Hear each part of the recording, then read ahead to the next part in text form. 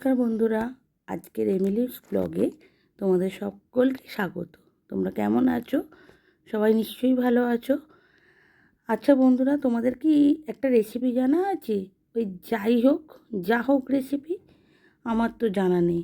হাজব্যান্ডকে বললাম সকালবেলা কি রান্না হবে বাজার করে দাও, তো উনি কী করলেন, বলে গেলেন দেরি হয়ে গেছে, যা হোক করে নিও।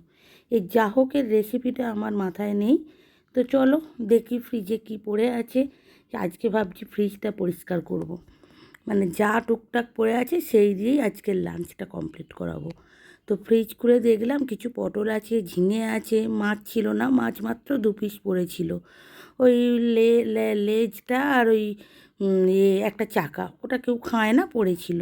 তো গাছের তো লাউ শাক আছে, তো সেই নিয়ে আমি একটু ঝিঙে পোস্ত, এই তোমার লাউ শাক একটু করলাম, পটল ভাজা করলাম, আর আম ছিল, আমের একটু চাটনি করেছিলাম, আর একটু চিংড়ি মাছ ছিল, সেই জন্য চিংড়ি মাছটা শুকনো শুকনো করে ঝাল করেছি। আর ওই 2 পিস মাছ কী করেছি, ভেজে নিয়ে, তো আমাদের ভাজা করে শুকনো লঙ্কা ভেজে পেঁয়াজ দিয়ে মাখা খাওয়া হয়।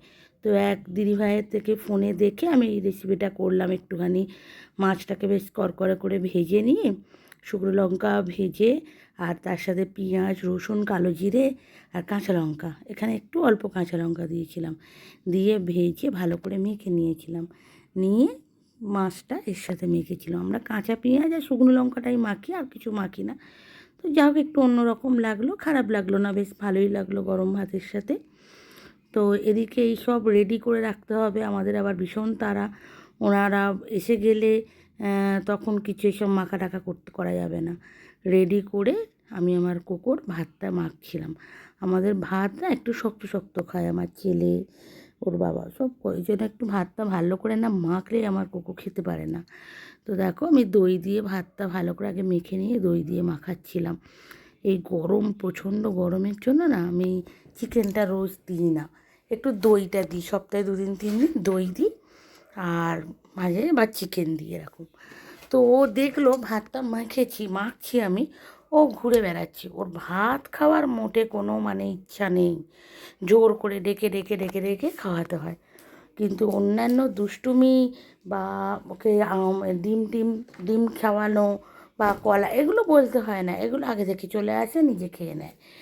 কিন্তু ভাতটার সময় ওকে এরমভাবে জোর করে টেনে নিয়ে এসে বসাতে হয়। এবার বসবে, পুরো একদম কোলে ঢুকে বসে পড়বে, আর নিজে তো মোটেও খাবে না। দেখবে কীভাবে হাতে করে করে আমায় ডাকছে।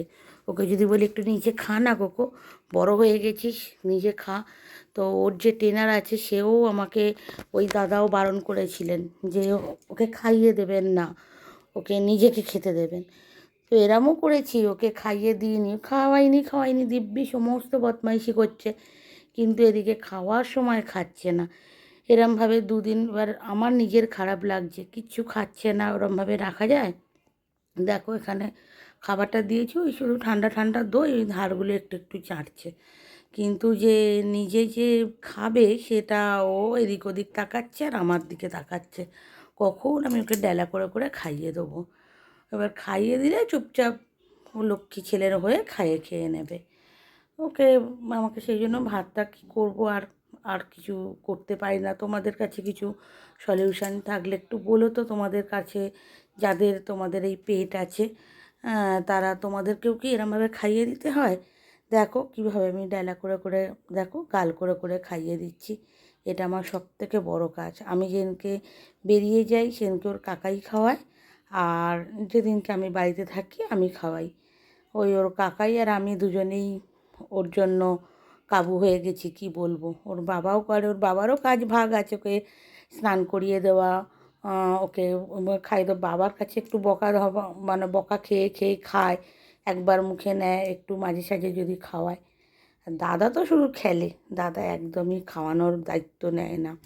এই যে দেখো, ওই ডেলা করে করে খাইয়ে দিতে হয়, একদম নিজে খেতে চায় না। তবু যদি প্লেটে আমি ডিম দিয়ে দিই, শুধু ডিমটা খাবে। এবার দেখো, সব কাজ শেষে হাজব্যান্ড আমার ব্যাগটা এনে রেখেছিল, তো এটা তো নিতেই হবে বলো। এটা তো আমরা বিয়ের পর আসার পরেই আমাদের শিখিয়ে দেওয়া হয়, ওই ধান টান খেলা এইসবের মাধ্যমে। তো যাই হোক, পকেটটা আস্তে করে কেটে নিলাম, হ্যাঁ। আর যাতে বুঝতে না, বুঝতে পারলেও কিছু করার নেই, বুঝতে পারলে একটু ওপরে চেঁচামেচি করে রাখতে হবে। তো যাই হোক, আজকের ভিডিওটা এখানেই শেষ করলাম। তো তোমরা ভিডিওটা দেখে জানিও কেমন লাগলো, অবশ্যই কমেন্ট করো। আর ভালো লাগলে একটা শেয়ার করো, লাইক করো।